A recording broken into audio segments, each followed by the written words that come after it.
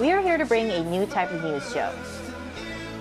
New insights, new styles, and new topics every day. We are News Generation. Bring news just for you. It's Wednesday, September 4th here in Seoul. I'm Songyujin, and this is News Generation. Today, we're joined by Kwon Ji-young. Happy Hump Day. Happy Wednesday. And Yoon Se-young. Good morning. Good morning.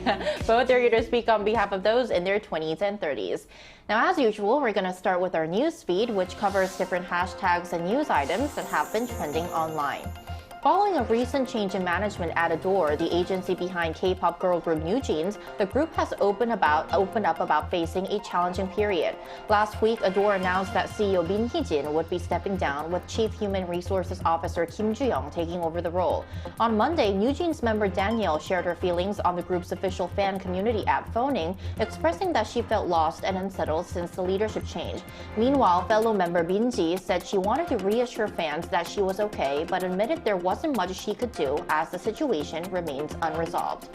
Moving on, in other news, there's just about a month left until the annual Seoul International Fireworks Festival. This year's festival is set for Saturday, October 5th at Yeouido Hangang Park.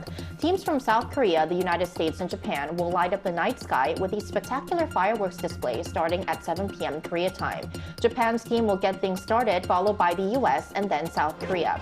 For those looking to get a closer view, golden ticket seats are available on the Life Plus Tribes app until September 22nd. 400 lucky winners will be announced on September 24th. Finally, South Korean food and beverage company Bingeure's latest banana milk advertisement is creating quite a buzz online. The 28-second video posted on the company's YouTube channel last Friday features Olympic table tennis medalist Shin Yu-bin. It's a fun throwback to Bingeure's 2004 banana milk ad the year Shin was born. The ad also shows Shin performing her signature banana flick technique and recreating the medal ceremony when she won bronze at the Paris 2024 Olympics. The video has already surpassed 2.5 million views as of Wednesday morning, so it has become quite popular. So here in the studio, I want to ask our panelists, have you seen this ad yet? And if you did, what do you think about it? Yes, I have. And my son is a huge fan of this Yubini Nuna.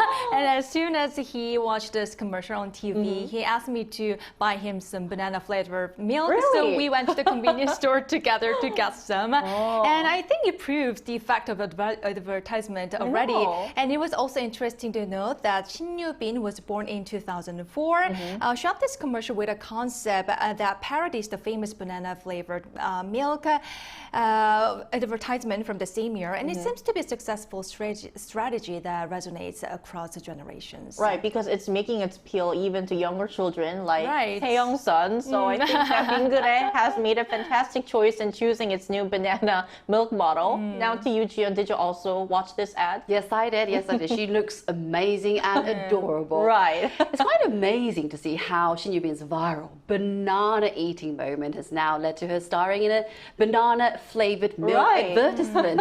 Well, this playful connection between her Olympic moments and the product seems to have captured the attention of fans here. I think it's a very smart marketing move that captivates on her popularity. It's great to see her energy and fun side that is, showcased like this. In fact, I must admit, after watching the advertisement, I went to the convenience store like Lauri and bought a package of milk, banana milk. Yes, that's right. Just for myself. So I guess our panelists just show the reason why a lot of companies, food, beverage brands are selecting Olympic sports stars, especially after the Olympic season. So I guess we'll be able to see a surge in banana milk sales going further.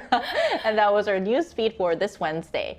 So we're going to move on to our main discussion of the day now. We're going to switch the mood a little bit. Today we're going to talk about an issue that has been making headlines here in Korea over the past few weeks. Take a look at the screen to find out more. South Korea is grappling with a surge in deepfake pornography, a form of digital sex crime. This involves the creation and sharing of sexually explicit images and videos that have been manipulated to look like real people. In this case, women, and alarmingly even minors. Today, we will take a closer look at the gravity of this issue and how it is being perceived by our generation. Right, so digital sex crimes have been a major issue in Korea for years after years of trying to eliminate 몰카, which refers to secret cameras often used to film material of a sexual nature. The country is now on high alert again this time over deepfake pornography. So we talked about what's deepfake pornography in our VCR. So I want to ask you, Seong, what has sparked this recent outcry of deepfake sex crimes? Well, first of all, as a woman and as a mom, this news is incredibly shocking and terrifying. Recently, a deepfake video of a female student combining her face with explicit materials to create a sexually exploitative images were circulated at a university. And similar types of Telegram chat rooms have been discovered one after another, turning this into a serious social issue. And what's really disturbing is the victims include not just college students, but also teachers and female soldiers and a large number of underage students. Right, that's the most shocking part. Right, and that even includes elementary school kids. I know. So the gravity of the situation, you can just hear from it from Seong's answer. Now, based on what we know until now, it has been identified that there are more than 1,000 victims. We're seeing thousands of victims being victimized by deepfake pornography. But this isn't just an issue limited to Korea. It's actually raising alarm in many parts of the world, right, Jiyoung? That's right. Deepfake crimes have become a global issue with the rise of AI.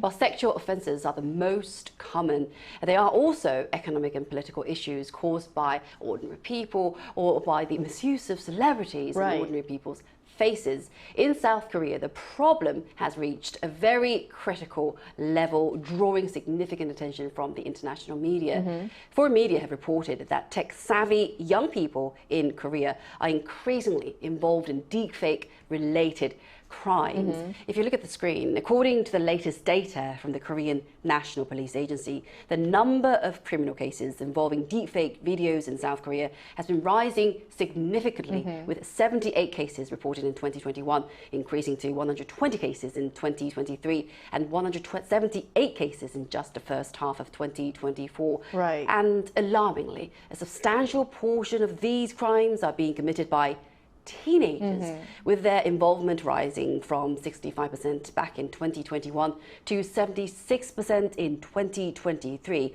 and slightly decreasing to 74% in the first half of 2024 from January to July. Right. So I think that the stat you just mentioned and we just saw on the screen shows how much severe this problem has become here in the country over the past few years. Of course, once again, this is not just an issue pertaining to Korea, but in order to kind of tackle this issue more effectively, the South Korean government and authorities have promised and pledged that they will put all out efforts to tackle the crime, right, guys?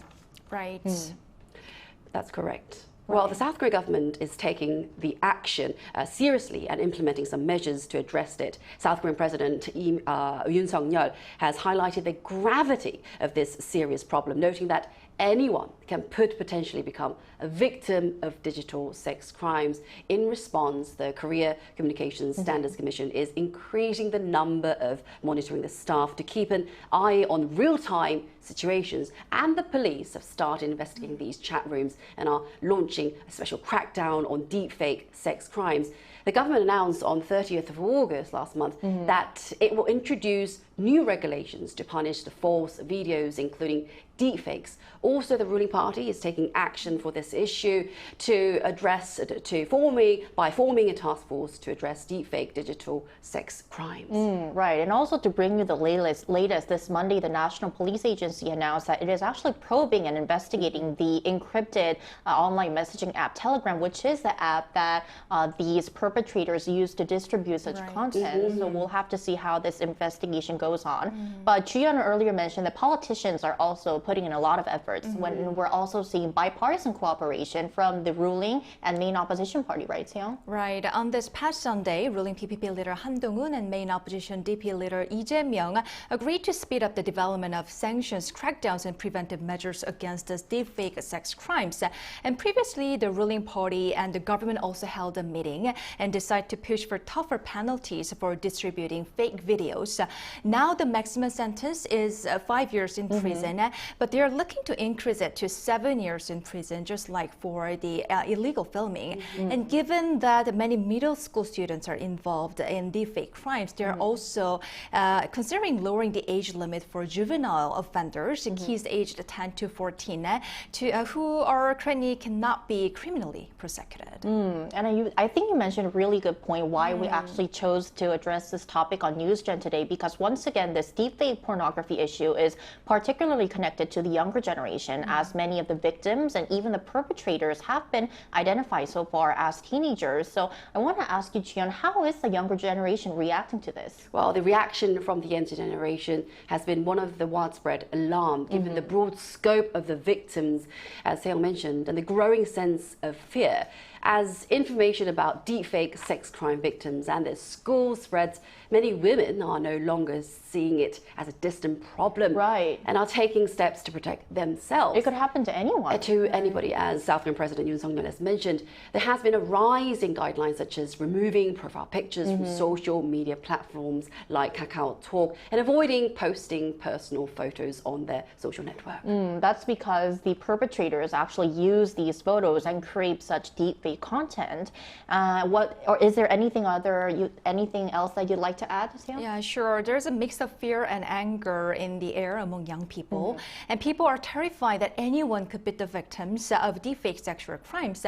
And at the same time, they're furious that those horrific crimes are happening just for fun or for profit, leaving female victims with scars that will never heal. And there's even petition on the National Assembly's website calling for much stricter punishment for those involved in Telegram sex crimes.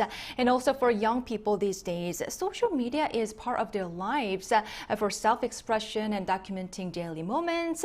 But now they are deleting all their photos and videos out of fear, and which is a bit sad. Right. So once again, as this issue heavily concerns the younger generation, and it is indeed a global concern, to understand just how much of a global issue these deepfake crimes have become, we also asked our viewers what they think about deepfake crimes.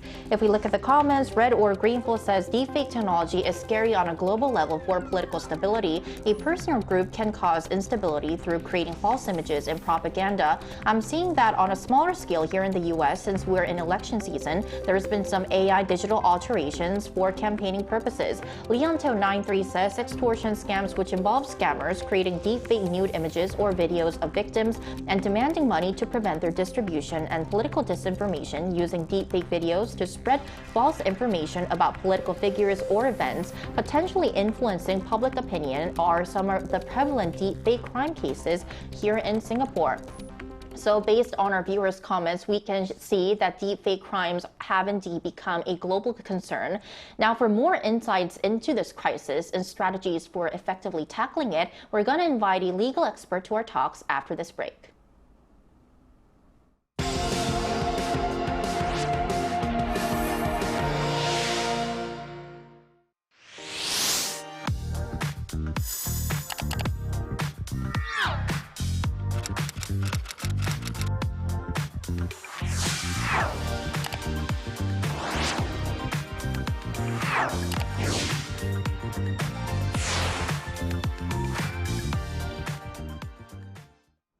Right, so today we're joined by Hwang Yoon-gi, who's working as an attorney in Seoul. Welcome back to the show, Yoon-gi.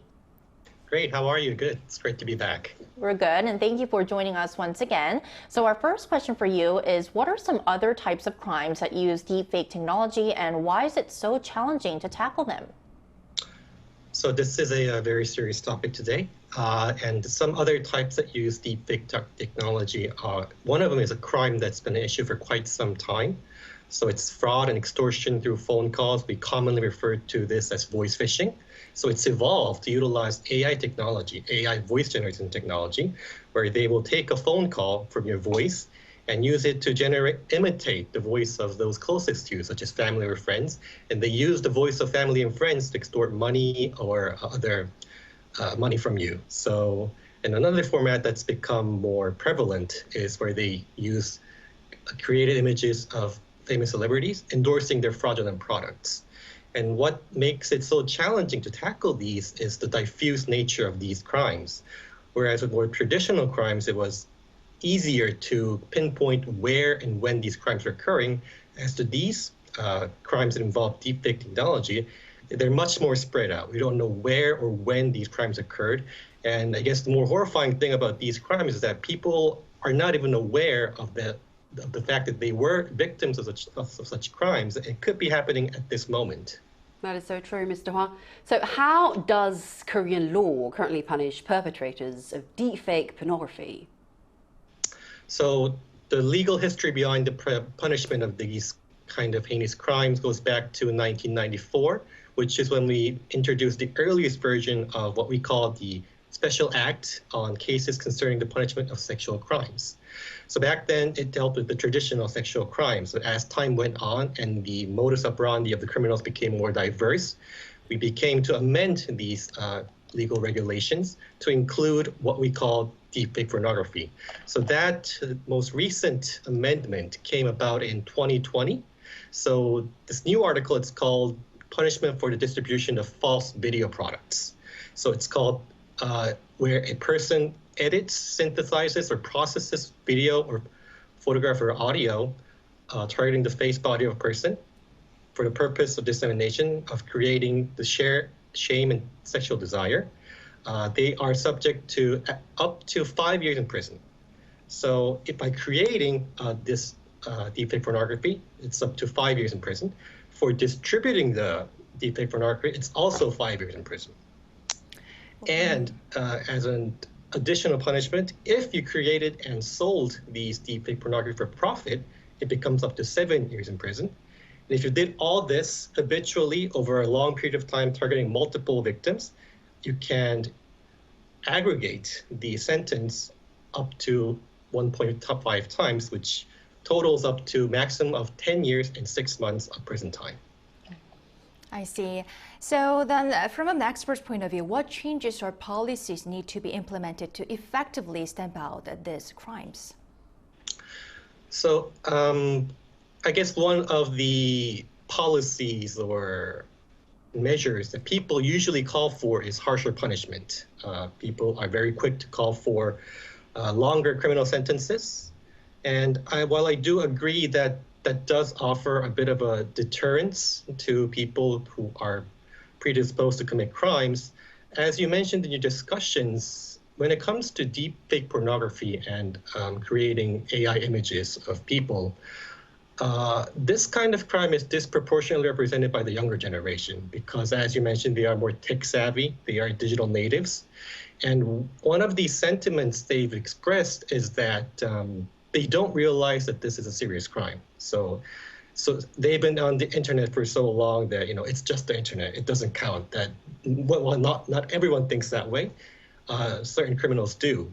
So what I think that we have to focus on is more prevention and education, and educating the younger generation that just because it's on the internet doesn't mean that it doesn't count. It's a very serious crime with very serious, real repercussions and real victims. And so that's the education policy part. And another method of approach that people are taking is utilizing AI to combat the perpetration of these crimes. So for example, they are inventing technologies to detect whether such deepfake pornography has been created beforehand. So I guess we can look forward to a more positive utilization of AI technology in this matter. Hope we can see those changes in policies. All right, Yoongi, thank you so much for your valuable insights today. We really appreciate it. Thank you so much for having me. Thank you. Right, so as Yoongi also mentioned, what's truly alarming is how quickly these deepfake pornography materials can be created, sometimes in under a minute, and how easily they can be shared in chat rooms, spreading to countless others in no time. So as we wrap up, I'd like to ask our panelists, both as members of the younger generation and also parents, what do you think should be done more to stamp out and eliminate these crimes from happening in the future? Well, in order to prevent these kind of crimes, we need targeted prevention, education for teenagers, the young people. Yeah, given their high rate of offending and public awareness campaigns to highlight the risks of deepfake technology and how to spot these threats, it's also important to educate young people about the importance of not sharing personal photos carelessly. And also, I do think that after all, the only deepfake videos we should see is a cheesy special effect in a top-tier film, or should I say blockbuster movie in the future. Right, so helping people understand the gravity of the situation, because as Yoon-gi mentioned, some might overlook it and just say, oh, I'm just creating a content that will be shared online, which is definitely not the case They're for not this even situation. aware of the fact that Right. it's the crime. I know, right? And what are your thoughts on this, Hyung? Well, given the high crime rates among teenagers, those in 20s and 30s, it's crucial to implement a preventive education for young people, like Juyeon said. And while it's important to severely punish the crimes, we also need to focus on prevention to stop them from happening in the first place. So I believe we need to establish a system that educates people, young people, early on about how horrific these crimes are. Right, so hope we can see more improvements and more policies that will help tackle and in the future eliminate these deepfake related crimes. And that's all from us today, but NewsGen will be back tomorrow at 9:30 a.m. Korea time. Special thanks today to Kwon Ju-hyun Thank you so much. and Yoon Se-young. Thank you. Thank you. And thank you everyone for watching, and we'll see you tomorrow. We are News Generation.